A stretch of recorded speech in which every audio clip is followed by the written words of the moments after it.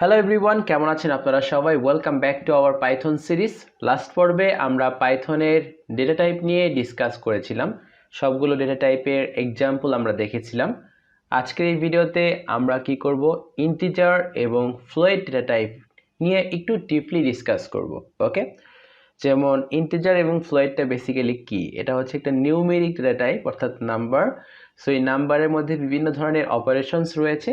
সেই অপারেশনসগুলোর সাথে আমরা পরিচিত হব এবং একটু ভালোভাবে বোঝার চেষ্টা করব। বলে রাখা ভালো, আজকে যে অপারেশনসগুলো দেখাবো আমরা ইন্টিজার এবং ফ্লোট নিয়ে, অর্থাৎ ম্যাথ অপারেশনগুলো দেখাবো, সেগুলো আমাদের রিয়েল ওয়ার্ল্ডের লাইফের সাথে অনেক পরিচিত। এগুলো ছাড়াও আমরা যখন ডাটা সায়েন্সের দিকে মুভ করব, তখন বেসিক্যালি আরও বিভিন্ন ধরনের ম্যাথ অপারেশন চলে আসবে। তখন আমরা ওইগুলো নিয়ে ডিসকাস করব, এখনই করব না, কারণ এখন করলে আসলে অনেকটা হজবরল হয়ে যাবে। ওকে, তো আমরা এখন কি করব, ফার্স্টে এখানে একটা লেকচার LECTURE লেকচার 3 নামে একটা ফাইল আমরা তৈরি করে নিলাম, তাতে আমরা সব কোড ট্র্যাক করতে পারি আমরা কী কী করেছি। এখন আমরা এখানে আপনাদেরকে ফার্স্টে পাইথনের যে বেসিক ম্যাথ অপারেশনগুলো রয়েছে ইন্টিজার টাইপ ডাটা নিয়ে, সেগুলো আপনাদেরকে দেখাবো। তো আপনারা অলরেডি জানেন যে ইন্টিজার মানে হচ্ছে পূর্ণ সংখ্যা, যেমন আমরা এখানে লিখেছি 12 একটা পূর্ণ সংখ্যা। আবার আমরা লিখতে পারি 13 একটা পূর্ণ সংখ্যা, বা 100 একটা পূর্ণ সংখ্যা। সো এরকমভাবে যে পূর্ণ সংখ্যাগুলো রয়েছে সেগুলো বেসিক্যালি কি, ইন্টিজার। আর ফ্লোট কোনটা, যেটা হচ্ছে ভগ্নাংশ সংখ্যা বা দশমিক সংখ্যা, যেমন আমরা লিখতে পারি 25.5। ওকে, সো এখন আমরা এই ইন্টিজারের মধ্যে কি কি ম্যাথ অপারেশন করতে পারি। নর্মালি আমরা দেখে থাকি যে আমরা যোগ করতে পারি, বিয়োগ করতে পারি, গুণ করতে পারি, ভাগ করতে পারি, ভাগশেষ বের করতে পারি। তো এই সব অপারেশনই আমরা ইন্টিজারের মধ্যে করতে পারি। ওকে, কীভাবে চলুন দেখে নেওয়া যাক। এখানে আমরা লিখলাম এখানে প্রিন্ট, তারপর আমরা লিখলাম এখানে 5 + 5। তো এটাকে কি বলা হয়? এটাকে বলা হয় হচ্ছে অ্যাডিশন, মানে হচ্ছে যোগ করা। তো আমরা এইভাবে খুব সিম্পলি যোগ চিহ্ন ইউজ করে অ্যাডিশন করতে পারি বা যোগ করতে পারি পাইথনে। সিম্পলি যে দুটা নাম্বার আমরা লিখে দিলাম এবং তাদের মধ্যে যোগ করে দিলাম। চাইলে আমরা দুইটা নাম্বার দুইটা ভেরিয়েবলের ভিতরে নিয়েও যোগ করতে পারতাম। এখন আমরা যখন কোড রানারে ক্লিক করব, তখন সেটা আমাদের এটাকে যোগ করে আউটপুট দিচ্ছে, বলতেছে হচ্ছে আমাদের এখানে আউটপুট 10, তাই না?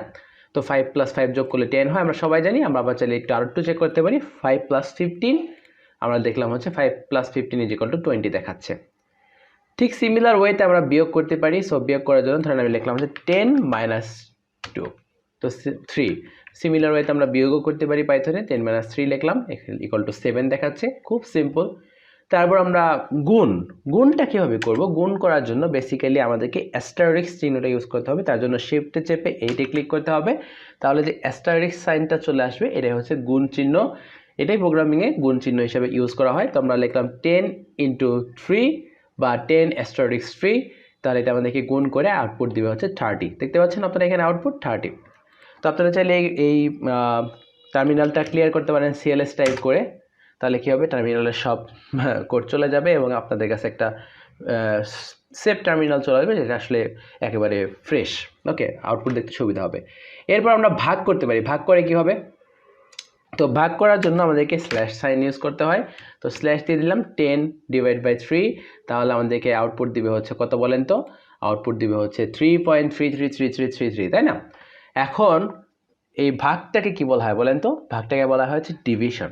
ওকে, অর্থাৎ ভাগ করা। আর গুণটাকে বলা হচ্ছে মাল্টিপ্লিকেশন। এইগুলো আমরা মানে জাস্ট এটা ইংলিশে বলা হয়, সেটা আমরা ব্লগেও লিখে দিয়েছি এবং সাইনগুলো আমরা ব্লগে দিয়ে দিয়েছি, চিহ্নগুলো, যাতে আপনাদেরকে না খুঁজতে হয় আর যাতে বুঝতে অসুবিধা না হয়। ওকে, তো এটা লিঙ্কও ভিডিও ডিসক্রিপশনে দেওয়া থাকবে। সো 10/3 = কত?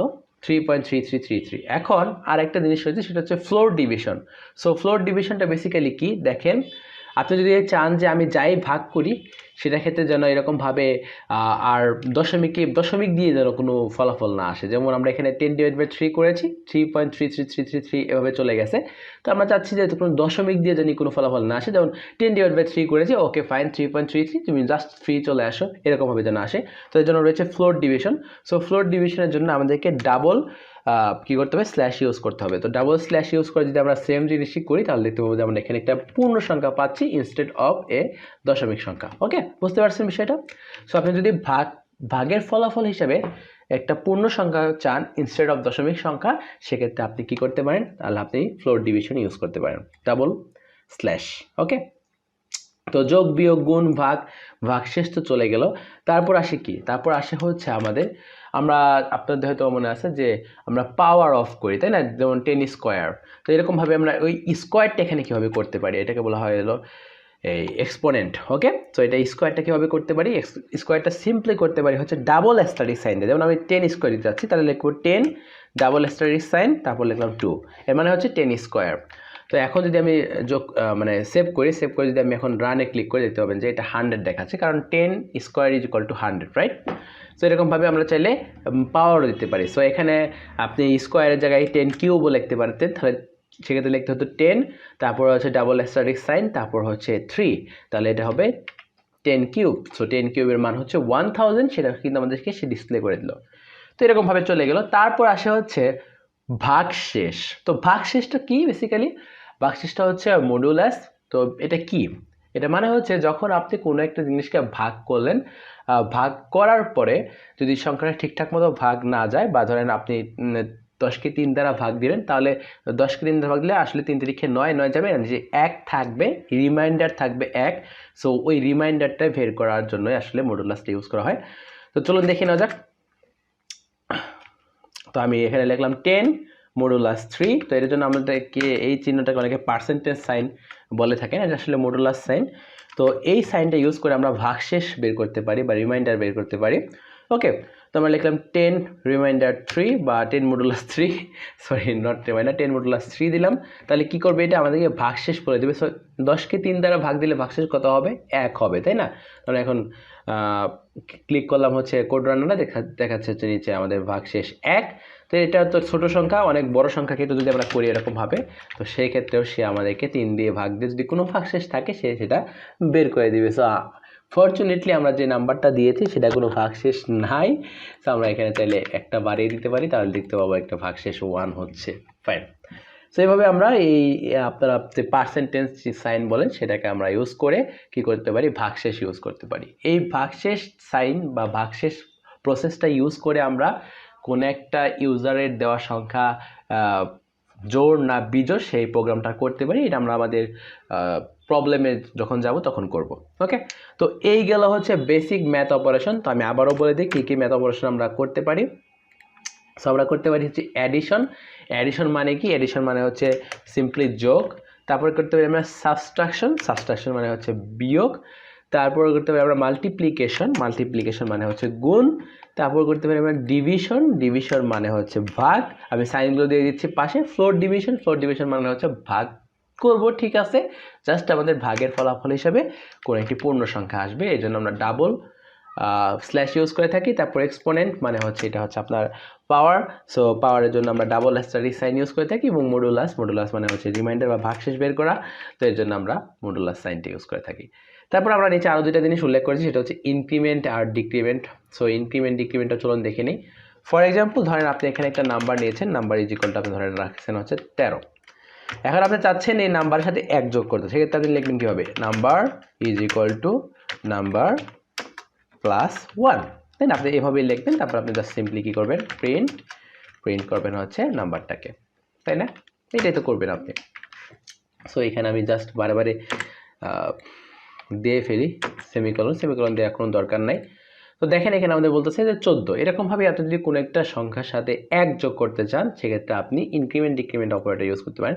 সেক্ষেত্রে আপনাকে এভাবে number is equal to number plus 1 না লিখে আপনি শর্ট হ্যান্ড ভার্সন ইউজ করতে পারেন। সিম্পলি আপনি শর্ট হ্যান্ড ভার্সন ইউজ করতে পারেন। সেক্ষেত্রে আপনার জন্য লিখতে হবে জাস্ট সিম্পলি এরকমভাবে নাম্বার প্লাস ইকুয়াল 1। এর মানে হচ্ছে একই জিনিস, যে number is equal to number plus 1। দেখেন আমি সেভ করি, সেভ করে আমি এটাকে রান করলাম, দেখেন এখানে 14 দেখাচ্ছে। এখন আপনি এইভাবে আপনি কি করতে পারেন? চাইলে বিয়োগও করতে পারেন। সো বিয়োগের জন্য নাম্বার মাইনাস ইকুয়াল 1, তারপর গুণের জন্য গুণের সাইন দিবেন, ভাগের জন্য ভাগের সাইন দিবেন, এরকমভাবে। ওকে, খুব সিম্পল জিনিস। যখন আপনি প্লাস করেন সেটা হচ্ছে ইনক্রিমেন্ট, মাইনাস করলে ডিক্রিমেন্ট। ফাইন, এই তো ইয়া এখন এই জিনিসগুলোই আপনি কি করতে পারেন? চাইলে কিন্তু দশমিক সংখ্যার সাথে করতে পারেন, অর্থাৎ ফ্লোটিং পয়েন্ট নাম্বার সাথে করতে পারেন। যেমন আমরা লিখলাম হচ্ছে print 3.45 plus 45.97 or 87 what ever it is. Save করলাম, দেখেন এটাকে যোগ করে সে দিল। তারপর আমরা সেমভাবে বিয়োগও করতে পারি, তারপর হচ্ছে ভাগও করতে পারি। আমরা ভাগ করলাম, দেখেন ভাগ ফলাফল দেখা এসেছে।